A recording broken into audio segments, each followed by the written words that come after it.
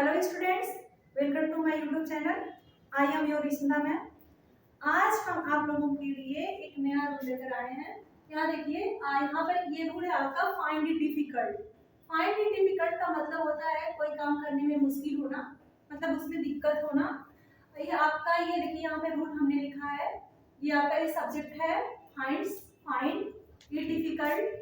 और उसके बाद से वर्ब का फर्स्ट हम यूज करेंगे, उसके पहले हम टू लगाएंगे और ऑब्जेक्ट या अदर वर्ड etc। मतलब ये है कि जब किसी को कोई काम करने में दिक्कत होती है, इसके लिए हम इसका यूज करते हैं। और ये स्ट्रक्चर जो है, ये रूल जो है काफी इम्पोर्टेंट है आपके हिंदी से इंग्लिश ट्रांसलेशन करने में, और आपको इंग्लिश बोलने में भी काफी ज्यादा ये फायदेमंद है। देखिए, ये प्रेजेंट इंडेफिनिट टेंस से बिलोंग कर रहा है ये सेंटेंस कि फाइंड्स और फाइंड। आपको पता है फाइंड्स का यूज कहाँ करते हैं? सिंगुलर नंबर के सब्जेक्ट के साथ, जो present indefinite simple present tense में यूज करते हैं इसको। और इस स्ट्रक्चर के द्वारा हम आपको यहाँ पे बोलना बताएंगे और ट्रांसलेशन हिंदी से इंग्लिश में करना बताएंगे। देखिए, ये आपका पहला सेंटेंस है, मुझे किसी के सामने डांस करने में दिक्कत होती है। तो आप पहले भी जानते हैं कि ये सिंपल प्रेजेंट टेंस में क्या होता है, आई यू वी दे, यानी प्लूरल नंबर के सब्जेक्ट के साथ हम वर्ब का फर्स्ट फॉर्म लगाते हैं। तो ये आपका फाइंड है, जिसमें हम यस का यूज नहीं करेंगे। तो इसमें देखिए, I find it difficult to dance in front of anybody. ये आपका ये पहला सेंटेंस, यानी मुझे किसी के सामने डांस करने में दिक्कत होती है। आया आपका दूसरा सेंटेंस, ये है कि he finds it difficult to speak English।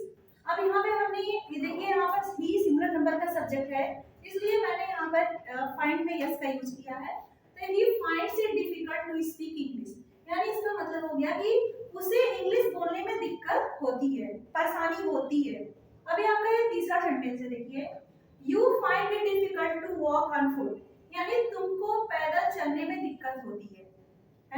ये आपका फोर्थ नंबर का सेंटेंस है, she finds it difficult to breathe, मतलब उसे सांस लेने में दिक्कत होती है। अब इसमें भी देखिए सी है, इसमें यस का यूज हुआ है। आपका फिफ्थ नंबर सेंटेंस है कि Aditya finds it difficult to read the books. Aditya को किताब पढ़ने में दिक्कत होती है, यानी किताबों को पढ़ने में दिक्कत होती है। आपका ये नंबर 6 है, Rahul finds it difficult to chant Gayatri Mantra, यानी राहुल को गायत्री मंत्र जप करने में दिक्कत होती है। ये रहा आपका फाइंड इट डिफिकल्ट से रिलेटेड सेंटेंस। ये काफी देखिए कितना इंपॉर्टेंट सेंटेंस है, आपका हिंदी से इंग्लिश ट्रांसलेट करने के लिए भी आप यूज कर सकते हैं इसका, और आपको इंग्लिश बोलने में काफी अच्छा लगेगा, आपको दिक्कत नहीं होगा, इंग्लिश बोलने के लिए भी काफी इंपॉर्टेंट सेंटेंस है। ये रहा आपका अफर्मेटिव में। अब इसके बाद हम आपको इसका निगेटिव भी बताते हैं। अभी आपका फाइंड इट डिफिकल्ट से रिलेटेड आपका ये निगेटिव सेंटेंस है। देखिए, ये जो सिंपल प्रेजेंट टेंस से ये बिलोंग करता है। ये सब्जेक्ट है आपका, ये डजंट और डोंट। आपको पता ही होगा कि ये सिंपल प्रेजेंट टेंस का रूल होता है don't, do not, does not, verb का फर्स्ट फॉर्म। लेकिन आपको हम इसमें वर्ब क्या लाना है आपका, कि फाइंड इट डिफिकल्ट को इसमें यूज करना है। तो ये आपका सब्जेक्ट है डजंट, डोंट, ये सिंगुलर नंबर के साथ लगता है आपका।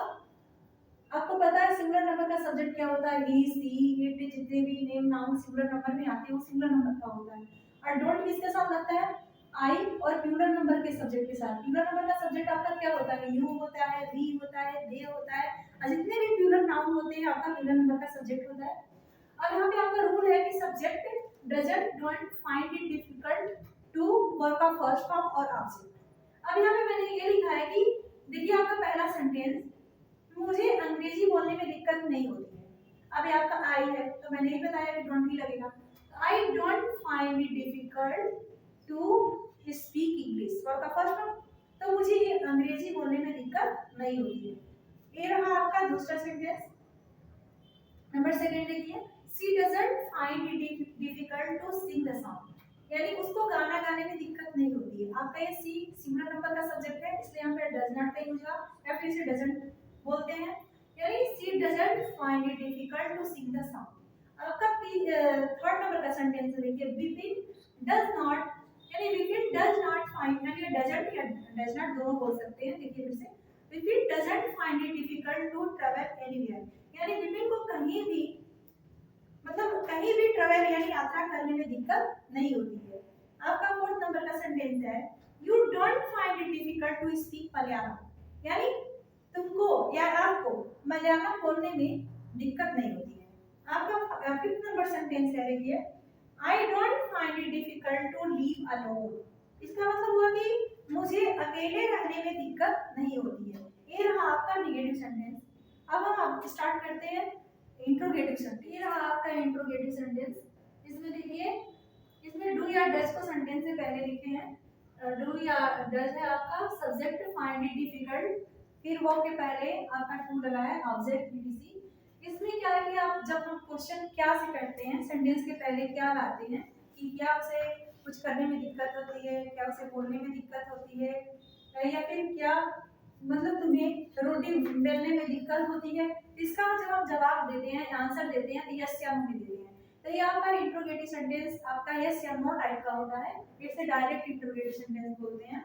इसमें क्या है कि आपका डू या डज सेंटेंस में पहले आया, इसका हेल्पिंग वर्ब जो है वो पहले लिखे हैं। तो इसमें आपका पहला सेंटेंस है, do you find it difficult to roll the chapati. इसका मतलब है कि क्या तुम्हें चपाती बेलने में दिक्कत होती है। आपका दूसरा सेंटेंस है, do you find it difficult to make her understand, यानी कि क्या तुम्हें उसे समझाने में दिक्कत होती है। तो आपका थर्ड नंबर का सेंटेंस देखिए, does he find it difficult to speak frankly, माने क्या उसे स्पष्ट बोलने में दिक्कत होती है, फ्रैंकली बोलने में दिक्कत होती है।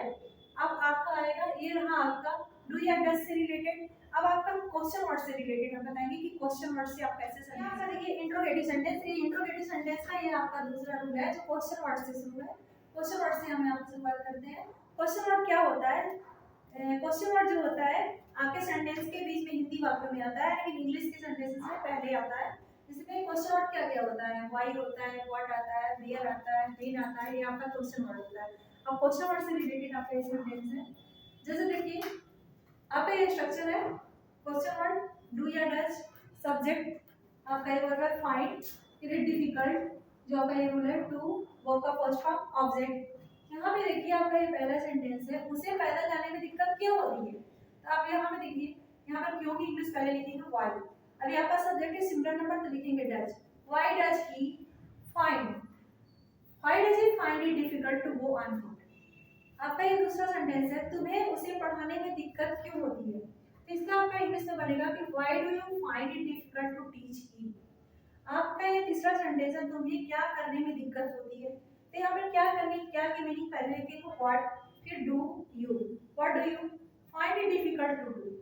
ये रहा आपका इंट्रोगेटिव निगेटिव सेंटेंस।